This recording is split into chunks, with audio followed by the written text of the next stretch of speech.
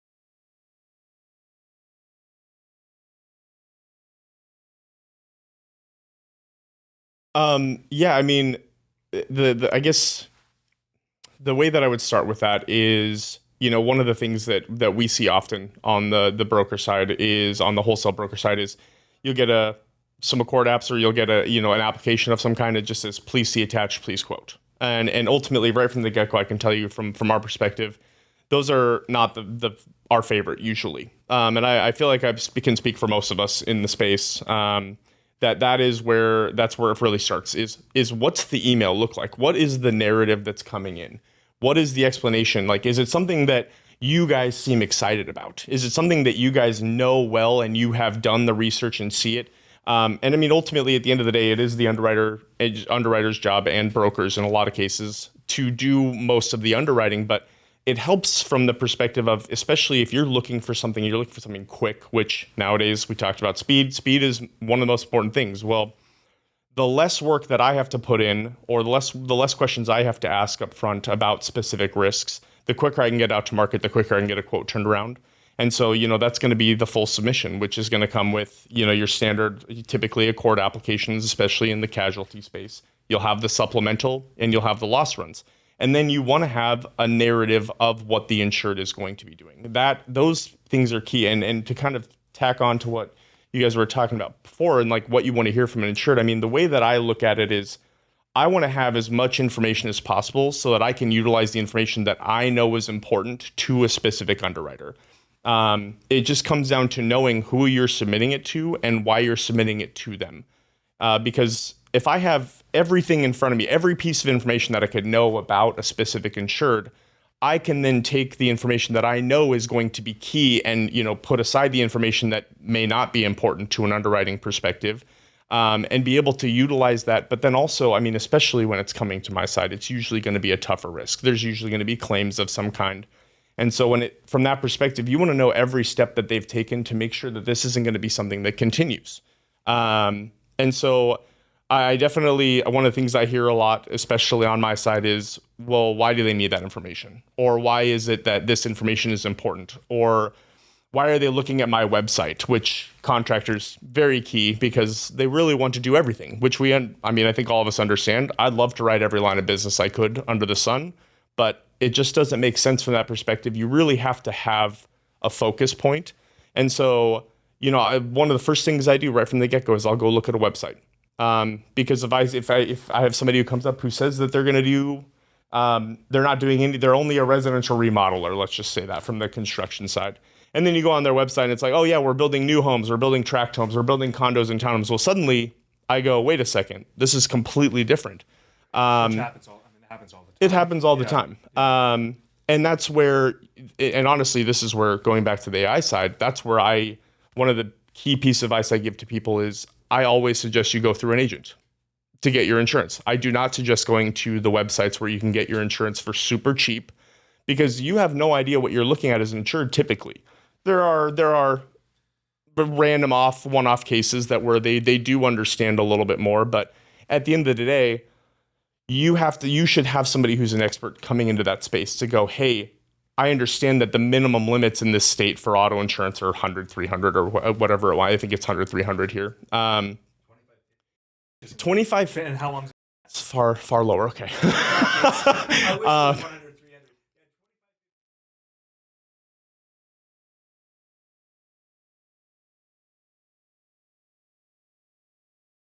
Aggregate, yeah. Bodily injury,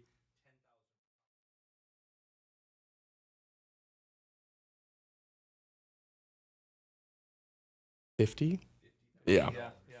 So Right, boom, crazy. boom, it's gone just like that. Yeah. And The that's average cost of a used car, I think, is over 10,000. yeah. So, Well, I don't know. and that's exactly it though, is that of course everybody wants to look at cost, but at the end of the day, it's just you're not actually looking at the coverage, and that's where it becomes the biggest issue. And that's why I always suggest to reach out to an agent, because that's the point of having the agency or the broker in the play, is that we're going to be like, hey, we understand what you want to do, but we're going to try and give you advice. And that's one of the things that's really hard to explain. I mean, I don't talk to too many insureds directly. I mean, more often not, it's family or friends asking for, hey, can you give me some guidance? And of course, I have to say I'm not allowed to actually give you advice. This is personally my opinion. But the number one thing I tell them is to go talk to an agent, because you need to have somebody that's going to be able to give you, hey, I know where the best place to go is for this. Like, I don't understand health insurance, and I've been having to deal with that for some of my family members recently, is go through the health insurance marketplace. Well, I'm not an expert in health insurance at all.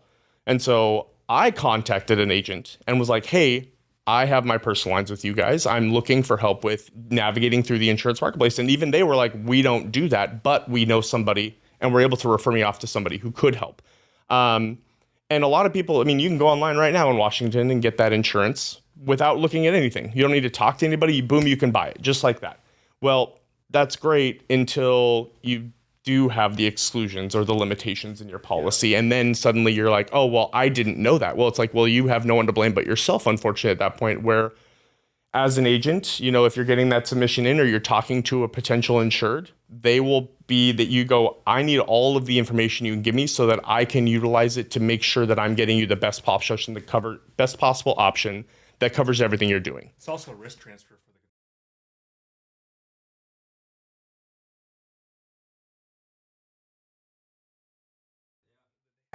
That's where that partnership comes in. You gotta have the partnership on every level. I feel like doesn't happen, but it's.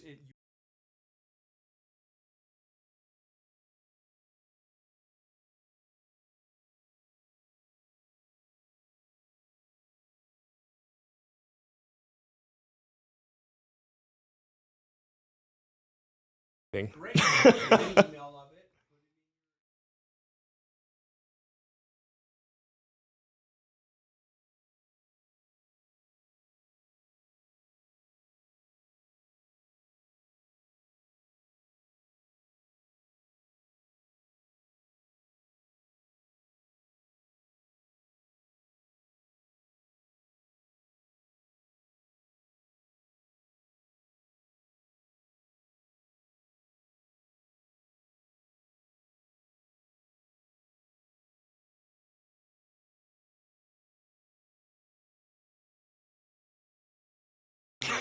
right.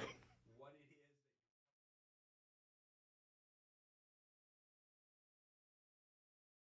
Holding the bag if you get That into is an online going to platform. be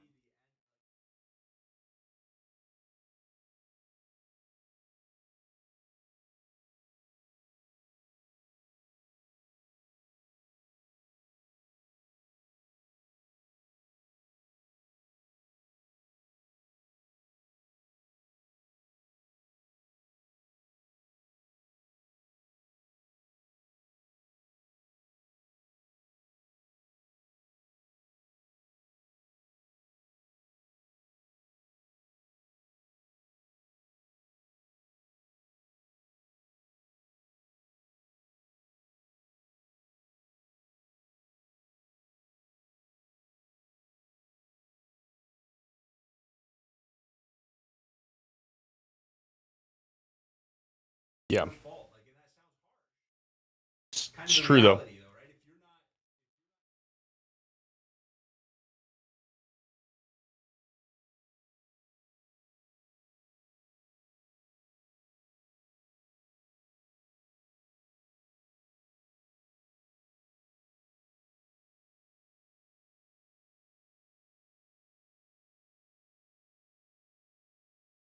Yeah. because you weren't doing it when you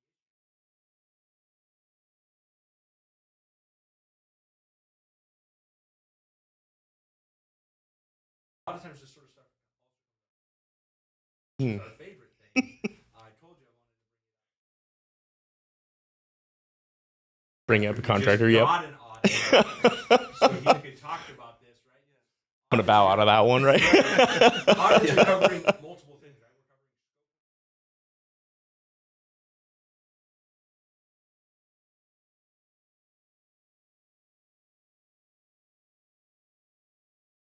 customers get frustrated.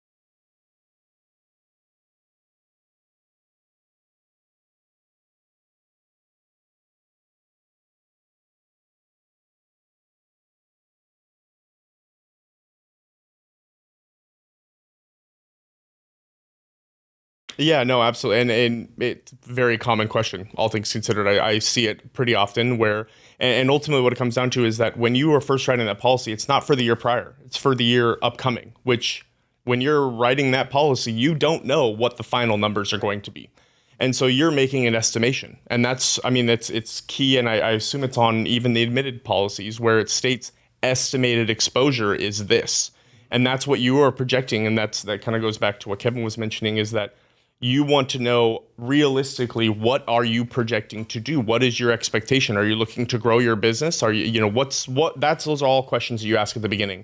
And then when you get to that audit, you're going back and you're telling the insurance company, hey, this is what I actually did. This is what the exposure that you guys were at risk to pay out a claim on is ultimately what it comes down to from an audit perspective.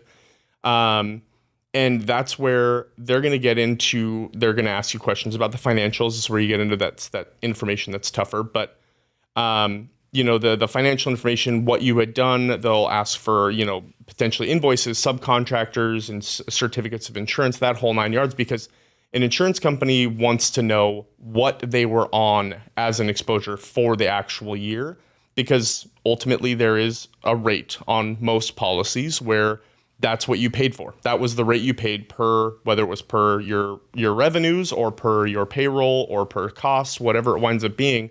They have to go back and determine, hey, this was the actual exposure that we were taking on as an insurance company. We were taking on the risk for this amount. I mean, otherwise you'd have every insured would say, hey, I'm making $10,000. That's what I'm going to make next year. Doesn't matter. And we know if they're $10 million, well, there's a significant difference between a $10,000 revenue contractor and a $10 million contractor And the smaller revenue. guys are paying higher premiums. Exactly. That's where audits came into play, is you could tell them whatever you wanted, and then they had no way to go back and actually determine what they actually paid. And then every year it could continue the same. And then you find out 2 years. And that's great. It's good that you did not have a claim. It means your risk management is in good shape. You did everything the right way, but you still have to account for the fact that if a claim, because a claim could still come up. especially in the construction space, where and especially in Washington, which is a construction defect state, being that down the road you have up to, I think it's still 10 years. 10 years is statute of limitation, or 7 years. 7 years statute of limitations, where you could have something happen to the home that you built, that they come back and sue you 7 years down the line because of your, I'm going to say negligence. So it's not really the right word, but for something that was quote unquote the fault of the contractor, of you building that. And so they have to account for all of that so that they know what could potentially come in the event of a claim down the road. And so that's where they need to be keeping track of what it is that they're putting their money out for ultimately. I mean, I think you'd want to know if you were giving money to somebody to say, hey, don't do something bad. Well, you'd want to know what they actually had done, because if it's like, if they tell you from a construction standpoint, like, hey, I'm going to pressure wash sidewalks, but they're actually going up and they're pressure washing a roof. Well, that's a completely different risk. I mean, do you have safety fall equipment? How high up are you going? Are you going on skyscrapers? All of that takes a role because it means a higher chance of a loss occurring. And so from an insurance company standpoint, they need to know all of that information, and they need to be able to determine, first off, what is it that you should have paid, what you should have paid for based off your exposures, or they need to know if in the upcoming policy term, if they're going to offer you a renewal, because if you're doing the same thing and you're doing exactly what you said you're doing, perfect, we should be good to go. But let's say that you said you were a pressure washer, just pressure washing sidewalks, but then you're actually doing roofs, and they go, hey, no, we would never have given you a quote. Have you done that? That's a key point. It's not just about the money side. It's also about knowing what the insured is doing from every level. They need to understand everything about the insured, because it's all a game of statistics and it protects the back end. insured.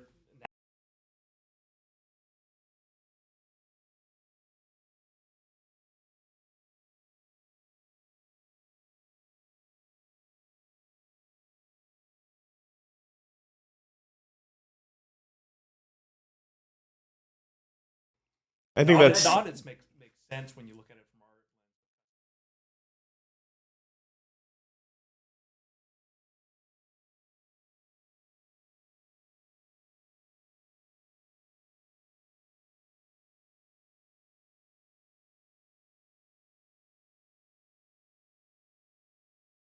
There, you should give me a refund. but we are Yeah. thankful that you didn't have a claim. But we're not done yet.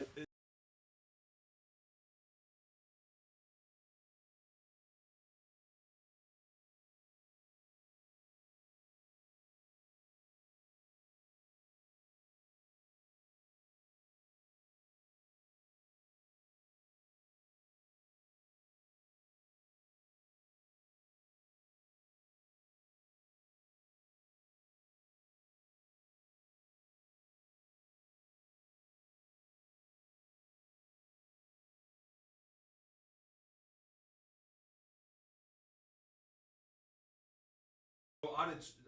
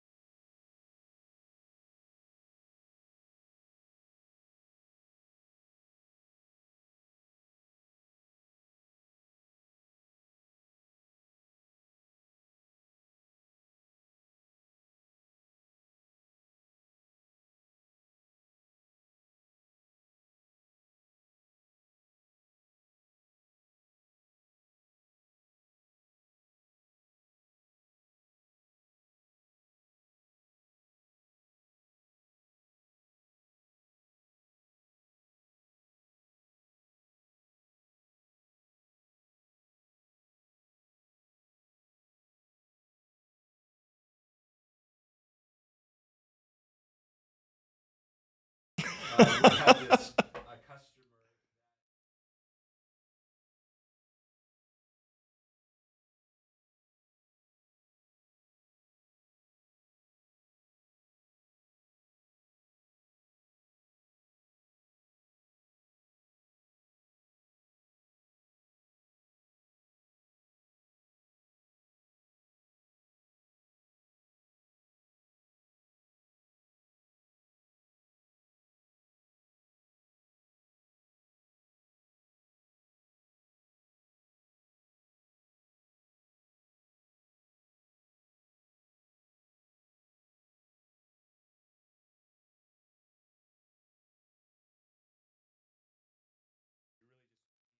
$1,000, you need to calculate that into your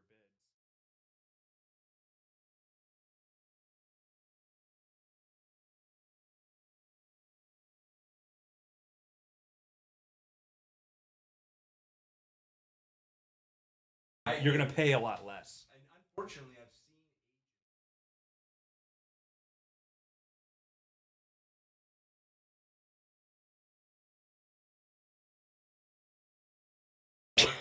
Yeah. that you're getting a quote from.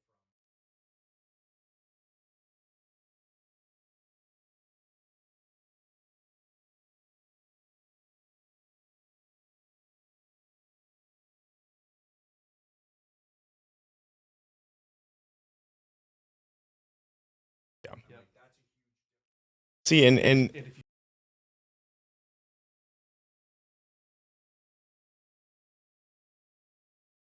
Plug for agent, bro.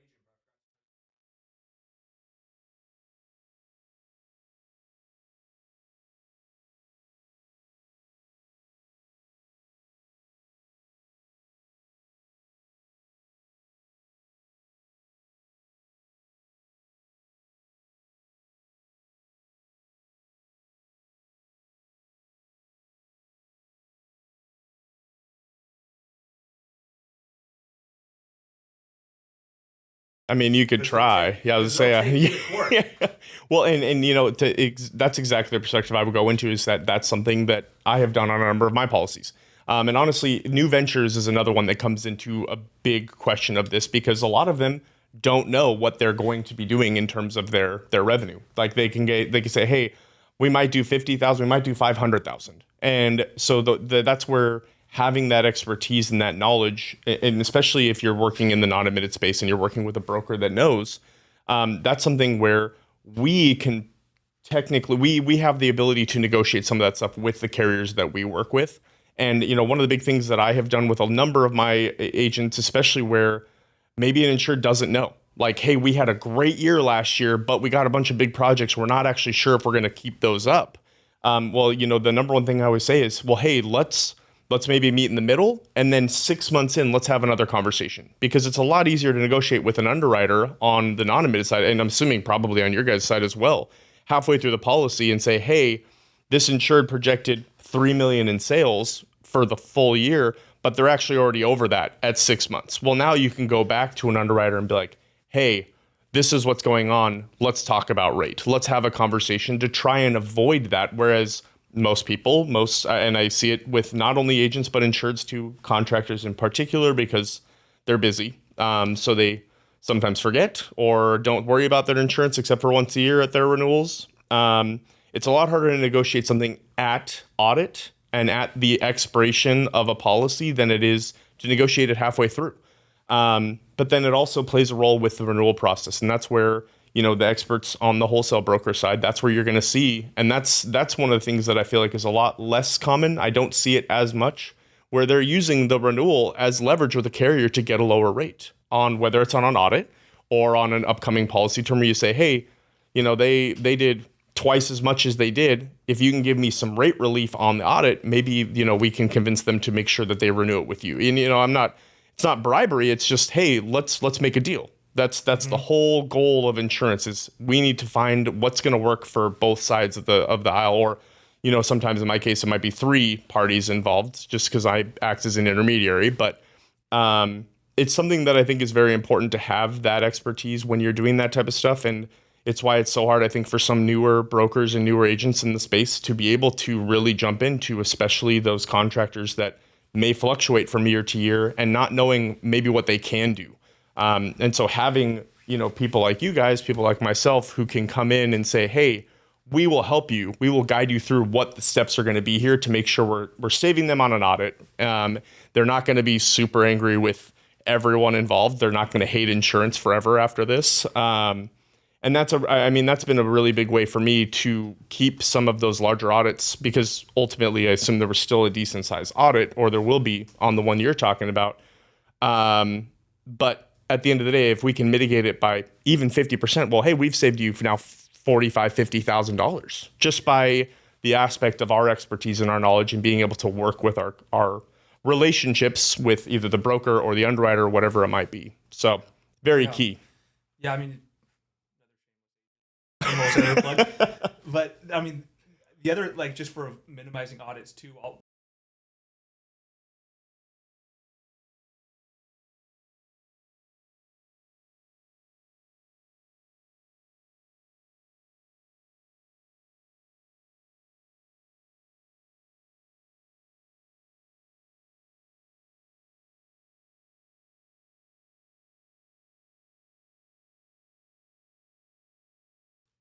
We'll stay ahead of it and just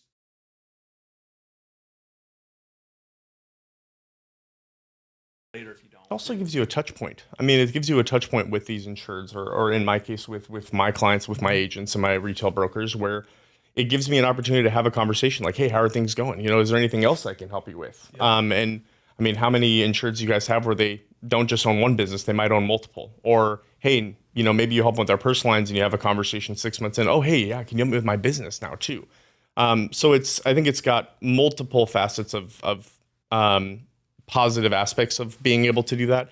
And as crazy as it sounds, I mean, we talk about audits, but really it all comes down to audits drive some of that stuff where you're getting a marketing, you're getting a plug, where you're getting a plug in where you can say, check in and say, hey, how is everything going? Have that relationship side. I'm glad you guys do that.